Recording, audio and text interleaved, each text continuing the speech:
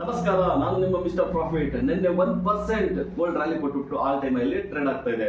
ಇನ್ನ ಟ್ರಂಪ್ ಅವರು big U turn ಅಂತ ಹೇಳ್ಬೋದು. ಇಂಡಿಯಾದ ಮೇಲೆ ಇದ್ದಿದ್ದ ಟ್ಯಾರಿಫ್ ಬಾಣನ ತಗೊಂಡೋಗಿ ಚೀನಾ ಮೇಲೆ ತೋರಿಸ್ತಾ ಇದ್ದಾರೆ.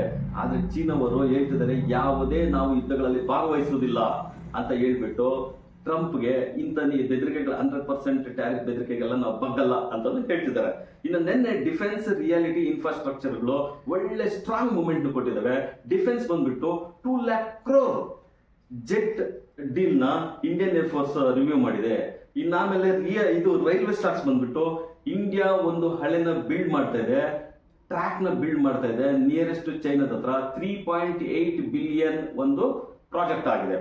ಇನ್ನ ವೀಕ್ ಸೆಕ್ಟರ್ ಆದಂದ್ರೆ IT ಸೆಕ್ಟರ್, ಆಟೋ ಸೆಕ್ಟರ್ ಮತ್ತು ಫಾರ್ಮಾ ಸೆಕ್ಟರ್ ಇದು ಈ ನಿಫ್ಟಿನ ಕೆಳಗಡೆಗೆ ಡ್ರ್ಯಾಗ್ ಮಾಡಿದೆ. ಇನ್ನು ಓವರ್ ಆಲ್ ಆಗಿ ಫಾರಿನ್ ಇನ್ಸ್ಟಿಟ್ಯೂಷನ್ ಅವರು ನಿನ್ನೆ 1268 crores ನ ಸೆಲ್ ಮಾಡಿದೆ. ಡೊಮೆಸ್ಟಿಕ್ ಇನ್ಸ್ಟಿಟ್ಯೂಷನ್ ಅವರು 1933 crores ನ ಬೈ ಮಾಡಿದ್ದಾರೆ.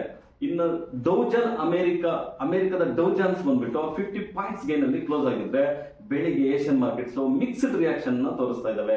ಇನ್ನು ಗಿಫ್ಟ್ ನಿಫ್ಟಿ ನೋಡೋದಾದ್ರೆ 25,145 ಅಲ್ಲಿ ಟ್ರೇಡ್ ಆಗ್ತಾ ಇದೆ. ನಿಫ್ಟಿ ಇವತ್ತು ಫ್ಲಾಟ್ ಆಗಿ ಓಪನ್ ಆಗೋ ಸಾಧ್ಯತೆ ಇದೆ. ಇನ್ನು ನಿಫ್ಟಿ 25,069 ಅಲ್ಲಿ ನಿನ್ನೆ ಕ್ಲೋಸ್ ಆಗಿದೆ, 44 ಪಾಯಿಂಟ್ಸ್ ಲಾಸ್ ಆಗಿದೆ.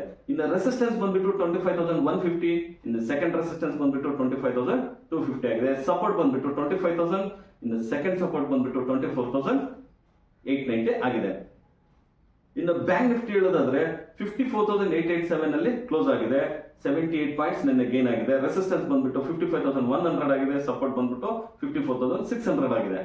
In Nifty index option weekly option ಇವತ್ತು ಎಕ್ಸ್ಪೈರ್ ಇರೋದ್ರಿಂದ ಒಂದು ಬಿಗ್ ವಾಲಟಿಲಿಟಿ ನೋಡೋ ಸಾಧ್ಯತೆ ಹೆಚ್ಚಾಗಿರುತ್ತೆ. ಇನ್ನು ನಮ್ಮ ಚಾನಲ್ ಲೈಕ್ ಮಾಡಿ, ಸಬ್ಸ್ಕ್ರೈಬ್ ಮಾಡಿ, ಶೇರ್ ಮಾಡಿ.